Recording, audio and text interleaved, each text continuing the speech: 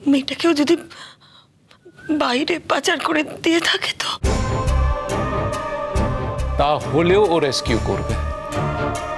যদি একেবারে শেষ করে ফেলে? তুমি যত নেগেটিভ ভাববে তত নেগেটিভ চিন্তা ভাবনাগুলো তোমাকে জাঁকিয়ে ধরবে। Be positive, think positive. ঠান্ডা মাথায় ভাবো, যারা দিঠিকে কিডন্যাপ করেছে তারা দিঠিকে কেন মেরে ফেলতে যাবে?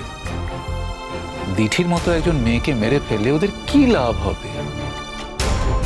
না মানে হয়তো কোনো চিহ্ন রাখতে চায় না। না আন্টি, তুমি প্লিজ এইভাবে ভেবো না। তুমি আমার কথাটা শোনো, দিদি ঠিক ফিরে আসবে আমাদের কাছে।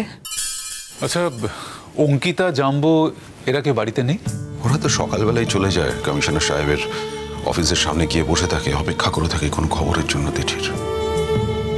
তারপর ওরা ফিরে আসে, আমি যাই। এইভাবেই দিন কাটছে রোহিতবাবু। আমি তো এই কথাটা বুঝে উঠতে পারছি না যে কোনো খবর থাকলে কমিশনার সাহেব তো নিজে আপনাদেরকে ফোন করবে। অপেক্ষা করে থাকতে পারি না রোহিতবাবু। প্রত্যেকদিন সকালবেলা মনে হয় আজ হয়তো একটা কোনো খবর পাবো মেয়েটার, একটা কিছু ঘটবে। ওরা বেরিয়ে যায় আর আমার অপেক্ষা শুরু হয়। সবসময় মনে হয় এই বুঝি কোনো খবর এলো, এই বুঝি দিঠিকে নিয়ে ওরা বাড়িতে ঢুকবে, দিঠি মা বলে ঝাঁপিয়ে পড়বে আমার বুকে। আচ্ছা রোহিত আঙ্কেল, প্রত্যুষকে কতদিন ওখানে থাকতে হবে? দেখো, প্রাথমিকভাবে আমাকে একটা আইডিয়া দিয়েছে অ্যারাউন্ড 1 মাস, গিভ অর টেক। মানে যা হবার পজিটিভ বা নেগেটিভ 1 মাসের মধ্যেই হবে। শ্রীময়ী, অনিন্দ, তাহলে আমি যদি ডিঙ্কাকে নিয়ে যাই ওর চিকিৎসার জন্য, আপনাদের কোনো আপত্তি নেই তো? কি বলছেন রোহিতবাবু? আমরা করব আপত্তি? আপনি আমার ছেলের জীবন দিতে চাইছেন, তাকে আবার সোজা দাঁড় করিয়ে দিতে চাইছেন। আমাদের আপত্তি করার জায়গা কোথায় রোহিতবাবু? আমি একজন অপদার্থ বাবা, যে জীবনে কোনোদিন আমার এই ছেলেটার প্রতি কোনো বাবার দায়িত্ব পালন করিনি। যখন উপায় ছিল তখন করিনি, আর যখন কিছু একটা করতে ইচ্ছে করছে তখন উপায় নেই, কোনো কিছুতে উৎসাহ দিইনি। ছেলেটা আমার এত ভালো গান করে, অথচ বারবার আমি তাকে নিরুৎসাহ করে গেছি। কোনোদিন বুঝতেই চেষ্টা করিনি যে ছেলেটা কি চায়। তবু তো আপনি ওর জন্য এত কিছু করছেন। আজ টিঙ্কা আমার ভাগ্যবান যে আপনার মতন একজন গডফাদার পেয়েছে, যে হাত ধরে ওকে পৃথিবীটা দেখাতে চাইছে, ওর পাশে আছে।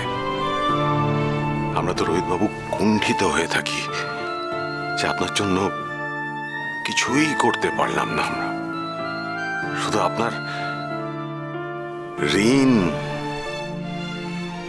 আমাদের উপর এমন ভাবে বসে গেছে, তা কোনোদিন হয়তো আমরা শোধ করতে পারবো না। ঋণ কথাটা আমার সামনে উচ্চারণ নাই বা করলেন অনিন্দ। দেখুন, ঋণ দেওয়ার জন্য আমি কিন্তু কিছু করিনি।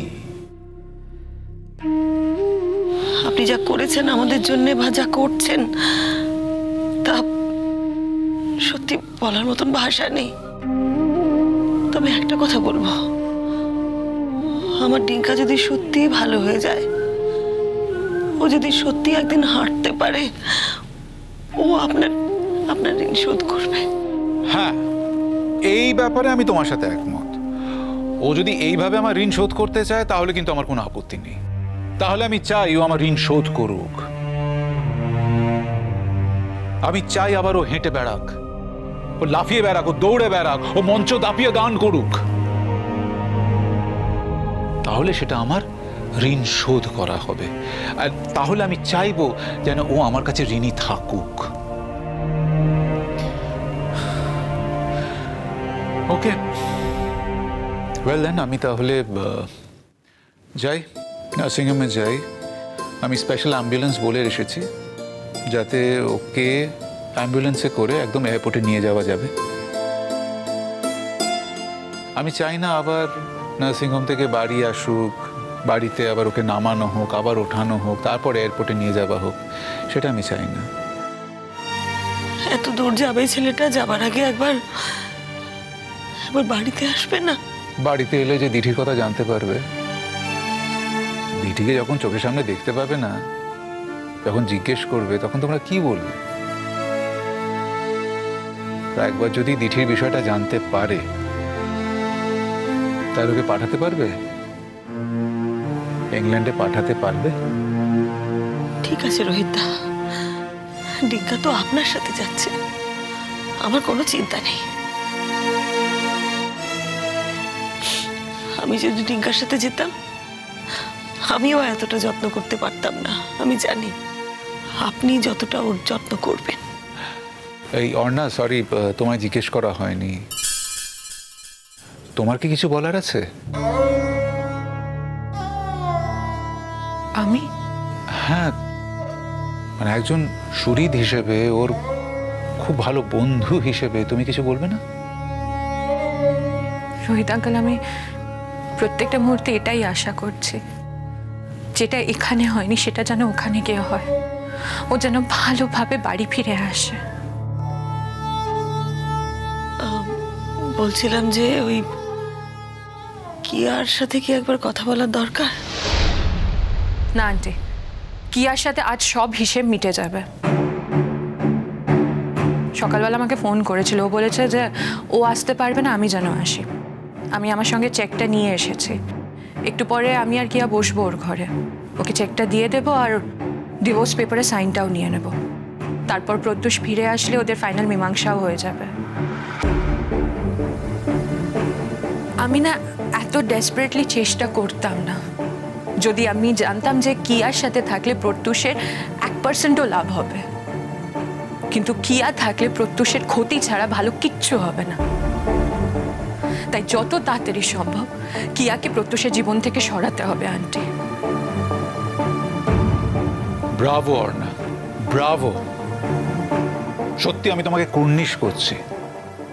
আজ তুমি প্রমাণ করে দিলে তুমি ডিঙ্কাকে কতটা ভালোবাসো। একবারও ভাবোনি যে এই স্টেপটা নেবার আগে কে তোমার সম্বন্ধে কি ভাববে। তুমি শুধু ডিঙ্কার ভালোটাই ভেবে গেছিলে। And I really admire you for that. আমি ঠিক এই মানসিকতায় বিশ্বাস করি। যেটা করেছো একদম ঠিক করেছো। শ্রীময়ী, এই কিয়া নামক ভাইরাসটি যদি ডিঙ্কার জীবনে থাকে না, তাহলে কমপ্লিকেশনে ছেলেটা শেষ হয়ে যেত। চলে যেতে চাইছে, আপদ বিদায় করো। আদর্শ সময় এটা। খুব ভালো করেছো অর্ণা তুমি, রিয়েলি। ডিঙ্কার এইরকম অবস্থা, হাসপাতালে পড়ে আছে। ও তো একবার বোধহয় ডিঙ্কাকে দেখতেও যায় না। এখন থেকে বলতে শুরু করে দিয়েছে যে ওরকম একটা ছেলে সারা জীবন আমার ঘরে বসে খাবে। চিন্তা করুন, ওর মানসিকতাটা দেখুন একবার। আমি তো চিন্তা করেছি এবং সেই কারণে তো আমি খুশি হয়েছি যে আমরা সবাই মিলে এতদিনের চেষ্টা করে যেটা করতে পারিনি, সেটা ওই একরত্তি মেয়েটা করে দেখিয়ে দিয়েছে। সত্যি Arna, I salute you. Rohit uncle, আমি পুরোটা পেরেছি শুধু প্রত্যুষের জন্য। প্রত্যুষের ভালো চাওয়ার থেকে বড় আমার জীবনে আর কিচ্ছু নেই। অর্ণা, শুধুমাত্র দূর থেকে ভালো চাওয়া নয়, তুমি ওর কাছে এসে ওর অন্ধকার জীবনটা আলোকিত করে তোলো। এটাই আমাদের একমাত্র চাওয়া। সবকিছুরই একটা উপযুক্ত সময় আছে অনিন্দু। আগে ডিঙ্কা নিজের লড়াইটা জিতে আসো, তারপর বাড়িটা একেবারে ফাঁকা হয়ে যাবে। আমার দিদিটা নেই, ডিঙ্কাও চলে যাচ্ছে। শ্রীময়ী, দিঠি কয়েকদিনের মধ্যে ফিরে আসবে। বিকাশের উপর একটু বিশ্বাস রাখো। আর ডিঙ্কাও দেখবে ওই মাসখানেকের মধ্যে চলে আসবে একদম সুস্থ হয়ে। এটা আমার বিশ্বাস।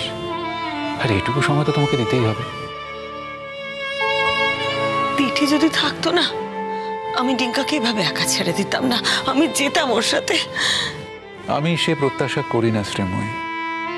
ওখানে যেটুকু কাজ সেটা আমি সামলে নিতে পারবো, কিন্তু এখন তোমাকে এখানে থেকে তোমার সংসার সামলাতে হবে। দিঠি যখন ফিরে আসবে জানি না ওর মানসিক অবস্থা কি হবে, কিন্তু ও তখন তোমাকে সবচেয়ে বেশি কাছে চাইবে। তখন তোমাকে ওর পাশে পাশেই থাকতে হবে শ্রীময়ী। তোমাকে এখন এই সংসারের খুব দরকার।